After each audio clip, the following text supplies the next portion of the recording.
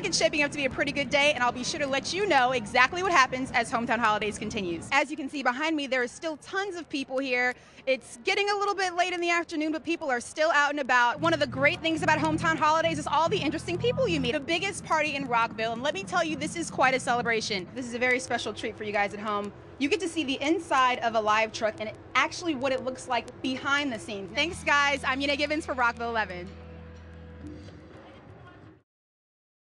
Inside the Rockville Senior Center, there are activities for seniors to socialize, learn something new, and have a rockin' good time. At the Thomas Farm Community Center, I'm Yanne Givens for Rockville 11.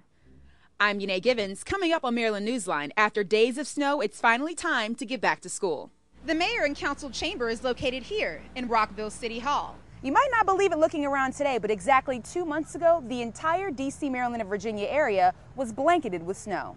Lieutenant Governor Anthony Brown is standing up for Governor Martin O'Malley today. Is it possible businesses in Montgomery County are missing the fallout from the economic recession? It could be. That's Maryland Newsline for tonight. Thanks for joining us. I'm Yanne Givens. I'm Yanne Givens. I'm Yanne Givens. I'm Pete Muntean.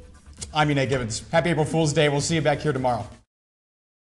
Welcome to the 3rd annual BET Honors. I'm Yanne Givens, and I've been lucky enough to win a spot as your host for My Red Carpet. Matt from Utah wants you to tell us about your first audition experience. Who was it for and how did it go? I feel like I know the answer to this, but what is your all-time favorite sitcom? Who are you most looking forward to seeing tonight? What is your favorite thing about participating in an event like the BET Honors? Well, I guess that's all for now. I'm Yanne Givens, and this is My Red Carpet.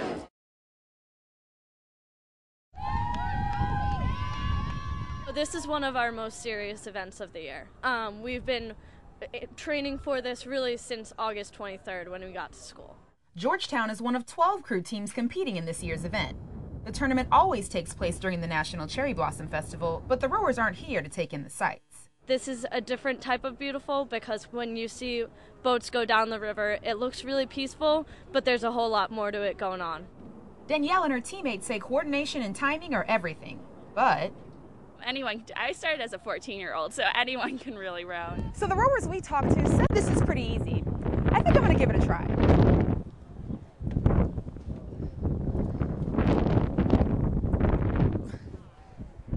From the looks of things, this might be harder than it seems. Which is why they spend hours practicing. We row every morning, if not twice a day, in order to get more together and get more cohesion as a boat. It's not that early. It's like 6:15, which isn't too bad. Mark Davis is the head coach of the men's team at GW, which is hosting the competition. So for us, it's just another race, and we just happen to host it. So we train for it as we would any competition, hard. And after the races, maybe the rowers will finally have time to stop and smell the cherry blossoms. In Washington, I'm Yanne Givens for Maryland Newsline. I don't know what this world is coming to. Vivian Nicholson says the recent shooting in Southeast D.C. was a senseless crime. That's the way savages live.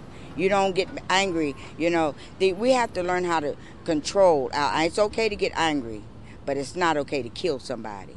The shooting happened around the corner from where Nicholson lives. The gunmen were all under the age of 20.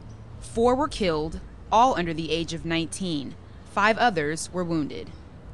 Teddy bears and cards are all that remain after one of the most deadly shootings in Washington this year. Dead is dead. There's no coming back. That's it and that's all.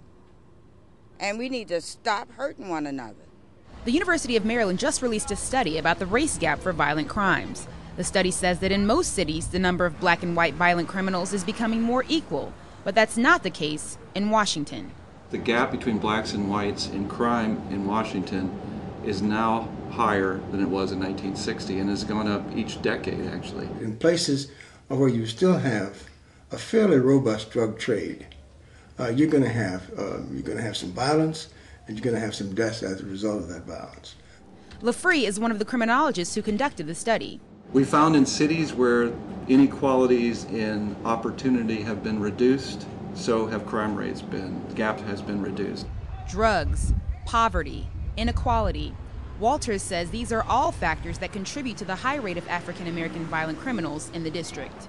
Young people today are growing up in many places at the mercy of society, on the street, and therefore vulnerable, extremely vulnerable to the forces that put them in very dark circumstances. I just hope the violence stops. We got to stop them. We have got to stop our children from killing each other.